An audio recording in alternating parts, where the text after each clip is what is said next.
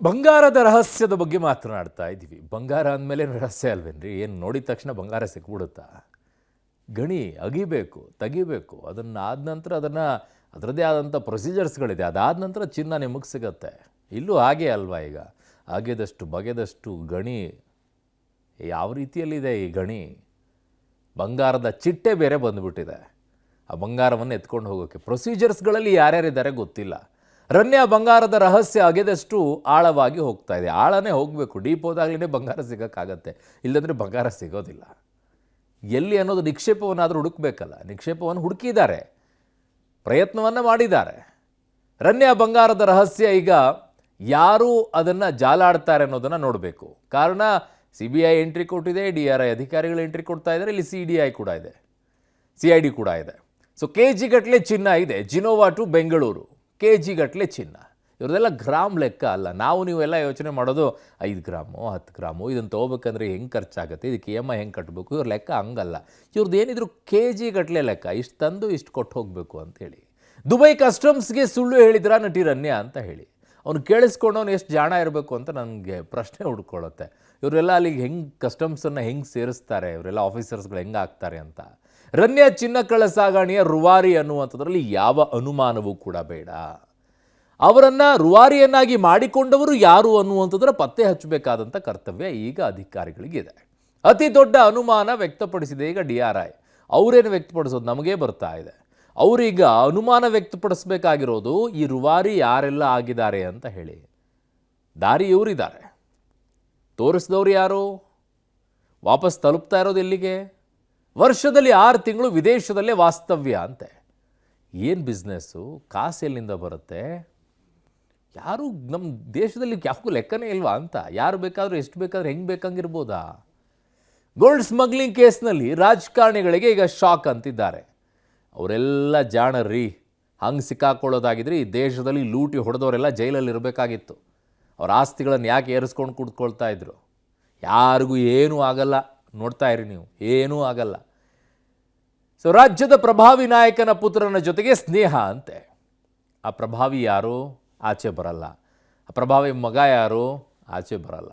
ಬರೆದಿಟ್ಕೊಳ್ಳಿ, ಯಾವುದೂ ಆಚೆ ಬರಲ್ಲ, ಸುಮ್ಮನೆ ಬಿಡ್ತಾ ಇರ್ತಾರೆ. ರನ್ಯಾರಾವ್ ಕೇಸ್ಗೆ ಈಗ ರಾಜಕೀಯ ತಿರುವು ಅಂತಿದ್ದಾರೆ. ಆ ಪ್ರಭಾವ ಇಲ್ಲದೇ ಕೆಲಸ ಹೇಗೆ ಮಾಡೋಕ್ಕೆ ಸಾಧ್ಯ ಆಗತ್ತೆ? ಸಚಿವರಿಗೆ ನಡುಕ ಶುರು ಆಗಿದೆ ಅಂತ BJP ಹೇಳ್ತಾ ಇದೆ. ಯಾವ ನಡುಕನೂ ಇಲ್ಲ. ಅವ್ರು ಯಾವ ಹೆಸರು ಬರೋದಿಲ್ಲ, ಯಾವ ನಡುಕನೂ ಇಲ್ಲ. ನಡುಕ ಬರಬೇಕಾಗಿರೋದು ಹೇಳೋರಿಗಷ್ಟೇ. ನೋಡಿ ಈ ವರದಿಯನ್ನು. ಚಿನ್ನದ ಚಿಟ್ಟೆ ನಟಿ ರನ್ಯಾ ಬಂಗಾರದ ರಹಸ್ಯ. ಜಿನಿವಾ ಟು ಬೆಂಗಳೂರು KG ಗಟ್ಟಲೆ ಚಿನ್ನ. ದುಬೈ ಕಸ್ಟಮ್ಸ್ಗೆ ಸುಳ್ಳು ಹೇಳಿದ್ರ ನಟಿ ರನ್ಯಾ. ಮಾಣಿಕ್ಯ ಸುಂದರಿ ನಟಿ ರನ್ಯಾ ಗೋಲ್ಡ್ ಸ್ಮಗ್ಲಿಂಗ್ ಪ್ರಕರಣಕ್ಕೆ ದಿನಕ್ಕೊಂದು ಟ್ವಿಸ್ಟ್, ಕ್ಷಣಕ್ಕೊಂದು ತಿರುವು ಸಿಗ್ತಾ ಇದೆ. ಐಷಾರಾಮಿ ಜೀವನ ನಡೆಸ್ತಾ ಇದ್ದ ಸ್ಯಾಂಡಲ್ವುಡ್ನ ಬಂಗಾರದ ಚಿಟ್ಟೆ ರನ್ಯಾ ಪರಪ್ಪನ ಅಗ್ರಹಾರ ಜೈಲಿನ ಕಂಬಿ ಹಿಂದೆ ಸೇರಿದ್ದಾರೆ. ಆದರೆ ಪ್ರಕರಣದ ತನಿಖೆ ನಡೆಸ್ತಾ ಇರುವ DRI ಅಧಿಕಾರಿಗಳಿಗೆ ಒಂದೊಂದೇ ಅಸಲಿಯತ್ತು ಗೊತ್ತಾಗ್ತಾ ಇದೆ. ಜಿನಿವಾ ಟು ಬೆಂಗಳೂರಿಗೆ ನಟಿ ರನ್ಯಾ KG ಗಟ್ಟಲೆ ಚಿನ್ನ ಸಾಗಿಸಿದ್ದರ ಇಂಟ್ರೆಸ್ಟಿಂಗ್ ವಿಚಾರ DRI ತನಿಖೆ ವೇಳೆ ಹೊರಬಿದ್ದಿದೆ. ದುಬೈ ಕಸ್ಟಮ್ಸ್ ಅಧಿಕಾರಿಗಳನ್ನು ಚಿನ್ನದ ಸುಂದರಿ ಯಾಮಾರಿಸಿದ್ಲು. ನವೆಂಬರ್ 13 ಹಾಗೂ ಡಿಸೆಂಬರ್ 20ರಂದು ದುಬೈನಲ್ಲಿ ಚಿನ್ನ ಖರೀದಿಸಿದ್ದೇನೆ. ಅದನ್ನು ಸ್ವಿಟ್ಜರ್ಲೆಂಡ್ನ ಜಿನಿವಾಗೆ ತೆಗೆದುಕೊಂಡು ಹೋಗ್ತಾ ಇದ್ದೀನಿ. ನಾನು ಜಿನಿವಾದಲ್ಲಿ ವಾಸವಾಗಿದ್ದೀನಿ ಅಂತ ದುಬೈನ ಕಸ್ಟಮ್ಸ್ ಅಧಿಕಾರಿಗಳಿಗೆ ನಟಿ ರನ್ಯಾ ಸುಳ್ಳು ಹೇಳಿದ್ದಾಳೆ. ಆಗಲೂ ಕೋಟ್ಯಾಂತರ ರೂಪಾಯಿ ಚಿನ್ನಾಭರಣವನ್ನ ತಂದಿದ್ದಾಳೆ. ಈ ಬಾರಿಯೂ ಕೂಡ ಅದೇ ರೀತಿ ಮೋಸ ಮಾಡಿದ್ದಾಳೆ ಅನ್ನೋ ಅನುಮಾನ ಇದೆ ಅಂತ ಸ್ವತಃ DRI ಅಧಿಕಾರಿಗಳೇ ತಮ್ಮ ದಾಖಲೆಯಲ್ಲಿ ಉಲ್ಲೇಖ ಮಾಡಿದ್ದಾರೆ. ರನ್ಯಾ ಚಿನ್ನ ಕಳ್ಳ ಸಾಗಾಣೆಯ ರೂವಾರಿ. ಅತಿ ದೊಡ್ಡ ಅನುಮಾನ ವ್ಯಕ್ತಪಡಿಸಿದ DRI. ವರ್ಷದಲ್ಲಿ 6 ತಿಂಗಳು ವಿದೇಶದಲ್ಲೇ ವಾಸ್ತವ್ಯ.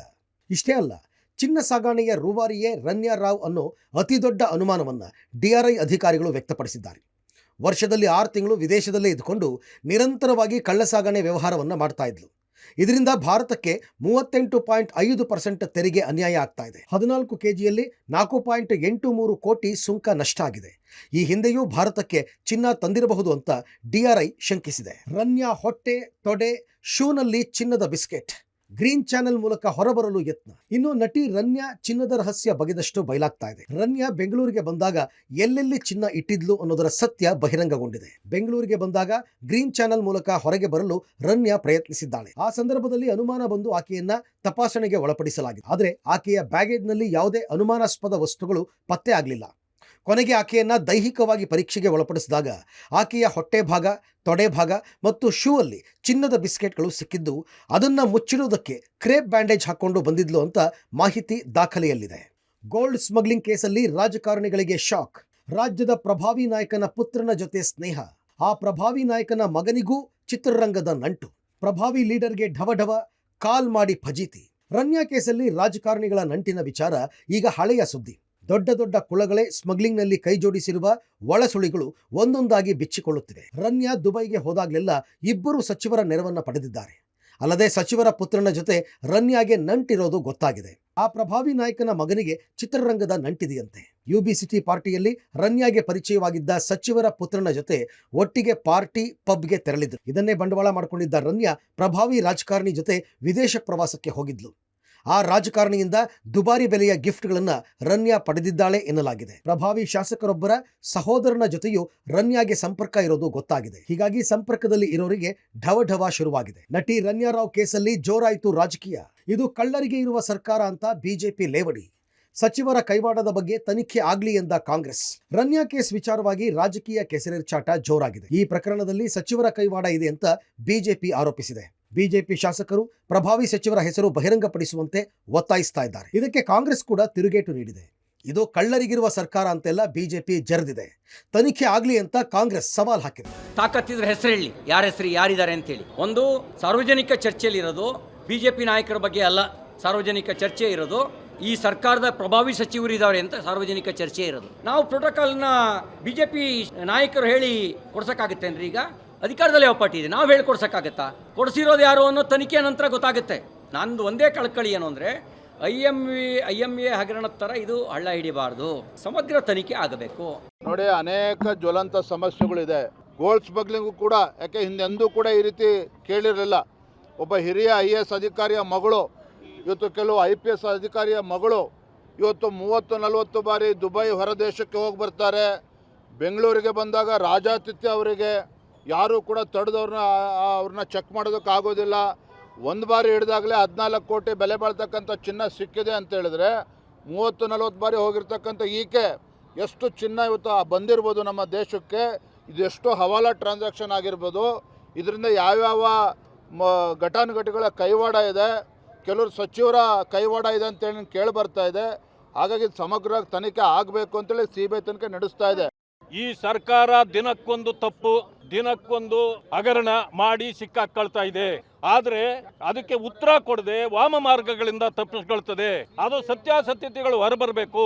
ಈಗ ಹಲವು ಕಡೆ ಮಂತ್ರಿಗಳು ಇದರ ಪಾಲಿದ್ದಾರೆ ಅಂತೇಳಿ, ಮಂತ್ರಿಗಳು ಯಾರು ಅಂತ ಹೇಳಿ ಯಾಕೆ ಹೇಳಕ್ ಆಗ್ತಾ ಇಲ್ಲ ನಿಮಗೆ? ಆದ್ರೆ ನೀವೇ ಇದ್ದೀರಾ, ಉತ್ತರ ಕೊಡಬೇಕಾಗಿರೋರು ಕೊಡ್ಲಿಲ್ಲ ಅಂದ್ರೆ ಅವ್ರದ್ದು ಕೂಡ ಪಾಲಿದೆ ಅಂತಕ್ಕಂಥದ್ದನ್ನು ಹೇಳ್ಬೇಕಾಗ್ತದೆ. ಸರ್ಕಾರ ಅದ್ರ ಬಗ್ಗೆ ಏನು ಉತ್ತರ ಕೊಡ್ತಾ ಇಲ್ಲ. ಯಾರೆಲ್ಲ ಸಚಿವರು ಅವಳೊಂದಿಗೆ ಸಂಪರ್ಕದಲ್ಲಿದ್ದರು ಅದನ್ನು ಅವರು ಮಾಹಿತಿಯನ್ನು ಪಬ್ಲಿಕ್ ಡೊಮೇನಲ್ಲಿ ಬಿಡಬೇಕು, ಅವ್ರು ಬಿಡ್ತಾ ಇಲ್ಲ. ಎನ್ಕ್ವೈರಿ ಮಾಡಿದ್ದೇವೆ, ಎನ್ಕ್ವೈರಿ ಹಾಕಿದ್ದೇವೆ ಅನ್ನುವಂಥದ್ದನ್ನು ಹೇಳ್ತಾ ಇದ್ದಾರೆ. ಅದು ಮಾಡಿದರೆ ಸಾಕಾಗೋದಿಲ್ಲ. ಸರ್ಕಾರ ಎಲ್ಲೋ ಒಂದು ಕಡೆ ಡಿಫೆನ್ಸಿವ್ ಆಗಿ ಇದ್ದದನ್ನು ನಾವು ನೋಡ್ಲಿಕ್ಕೆ ಸಿಗ್ತಾ ಇದೆ. ತನಿಖೆ ನಡೀತಾ ಇದೆ. ತನಿಖೆ ಆದಮೇಲೆ ಯಾವ ಪ್ರಭಾವಿ, ಎಷ್ಟೇ ಪ್ರಭಾವಿ ಇದ್ದರೂ ಕೂಡ ಅದು ಮುಚ್ಚಿಡ್ಲಿಕ್ಕಂತೂ ಸಾಧ್ಯ ಇಲ್ಲ. ಕಾನೂನು ರೀತಿ ಏನೇನು ಕ್ರಮ ಆಗಬೇಕು ಅದೆಲ್ಲ ಕ್ರಮ ಆಗೇ ಆಗುತ್ತೆ. ಮದುವೆಯಾದ ತಿಂಗಳಲ್ಲೇ ದಾಂಪತ್ಯದಲ್ಲಿ ಬಿರುಕು, ಪದೇ ಪದೇ ಟ್ರಾವೆಲ್ ವಿಚಾರಕ್ಕೆ ಪತಿ ಪತ್ನಿ ಗಲಾಟೆ, ಮಾನಸಿಕ ಖಿನ್ನತೆಗೆ ಒಳಗಾಗಿದ್ರ ಜತಿನ್ ಹುಕ್ಕೇರಿ. ಇನ್ನು ಮದುವೆಯಾದ ತಿಂಗಳಿಗೆ ರನ್ಯಾ ಪದೇ ಪದೇ ದುಬೈಗೆ ಹೋಗಿ ಬರ್ತಾ ಇದ್ಲು. ಹೀಗಾಗಿ ಸಂಸಾರದಲ್ಲಿ ಬಿರುಕು ಮೂಡಿತಂತೆ. ರನ್ಯಾ ಪದೇ ಪದೇ ವಿದೇಶಕ್ಕೆ ಹೋಗಿ ಬರ್ತಾ ಇದ್ದಿದ್ದರಿಂದ ಗಂಡ ಹೆಂಡತಿ ನಡುವೆ ಜಗಳ ನಡೀತಾ ಇತ್ತು. ನನಗೂ ನನ್ನ ಪತ್ನಿಗೂ ಟ್ರಾವೆಲ್ ವಿಚಾರಕ್ಕೆ ಗಲಾಟೆ ಆಗ್ತಾ ಇತ್ತು. ನಮ್ಮಿಬ್ಬರ ಜಗಳ ಸರಿ ಮಾಡೋದಕ್ಕೆ ಹಿರಿಯರು ಪ್ರಯತ್ನಿಸಿದ್ರು. ಆದರೂ ಕೂಡ ರನ್ಯಾ ನಮ್ಮ ಯಾರ ಮಾತನ್ನು ಕೇಳಲಿಲ್ಲ ಅಂತ ಜತಿನ್ ಕೋರ್ಟ್ಗೆ ಸಲ್ಲಿಕೆ ಮಾಡಿದ ಪ್ರತಿಯಲ್ಲಿ ಉಲ್ಲೇಖ ಆಗಿದೆ. ಈ ಮಧ್ಯೆ ಜತಿನ್ ಮಾನಸಿಕ ಖಿನ್ನತೆಗೂ ಒಳಗಾಗಿ ಮನೋವೈದ್ಯರ ಬಳಿ ಚಿಕಿತ್ಸೆಯನ್ನು ಪಡೆದುಕೊಳ್ತಾ ಇದ್ದ ಬಗ್ಗೆ ಮಾಹಿತಿ ಸಿಕ್ಕಿದೆ. ಈ ಮಧ್ಯೆ ಏರ್ಪೋರ್ಟ್ನಲ್ಲಿ ನಟಿ ರನ್ಯಾಗೆ ಶಿಷ್ಟಾಚಾರ ನೀಡಿರುವ ಆರೋಪದ ಮೇಲೆ ಗುಪ್ತಚರ ಇಲಾಖೆಯ ಕಾನ್ಸ್ಟೇಬಲ್ ಧನುಷ್ ವಿಚಾರಣೆ ನಡೆಸಿ CBI ಹೇಳಿಕೆ ದಾಖಲಿಸಿಕೊಂಡಿದೆ. ರನ್ಯಾ ಮನೆಯಲ್ಲಿ 2 ಲಕ್ಷಕ್ಕಿಂತ ಅಧಿಕ ನಗದು ಪತ್ತೆಯಾದ ಹಿನ್ನೆಲೆಯಲ್ಲಿ ಈ ಪ್ರಕರಣಕ್ಕೆ IT ಕೂಡ ಎಂಟ್ರಿ ಕೊಟ್ಟಿದೆ. ಒಟ್ಟಲ್ಲಿ ಚಿನ್ನದ ಚಿಟ್ಟೆ ರನ್ಯಾ ಗೋಲ್ಡ್ ಸ್ಮಗ್ಲಿಂಗ್ ರಹಸ್ಯ ಒಂದೊಂದೇ ಅನಾವರಣವಾಗ್ತಾ ಇದೆ. ಈ ಪ್ರಕರಣ ಯಾರ್ಯಾರ ಬುಡಕ್ಕೆ ಬರುತ್ತೋ ಕಾದು ನೋಡಬೇಕಿದೆ. Bureau report, public TV. ಸಿಕ್ಕಾಕೊಂಡ ನಂತರ ಒಂದೊಂದೇ ನೆಪಗಳು, ಒಂದೊಂದೇ ಕಾರಣಗಳು ಬರೋಕ್ಕೆ ಶುರುವಾಗ್ಬಿಡುತ್ತೆ. ಅಲ್ಲಿಯವರೆಗೂ ಇವ್ಯಾವುದೂ ಕಾರಣಗಳೇ ಇರಲಿಲ್ಲ. ಎಲ್ಲವೂ ಕೂಡ ಸುಸೂತ್ರವಾಗಿ ನಡೀತಾ ಇರುತ್ತೆ. ಸುಸೂತ್ರವಾಗಿ ನಡೆಯೋದು ಯಾವಾಗ ಬ್ರೇಕ್ ಆಗುತ್ತೋ ಆವಾಗಲೇ ಇಂತಹ ನೆಪಗಳು ಬರುತ್ತೆ. ಅದು ಎಲ್ಲ ವಿಚಾರಗಳಲ್ಲೂ ಅಷ್ಟೇ.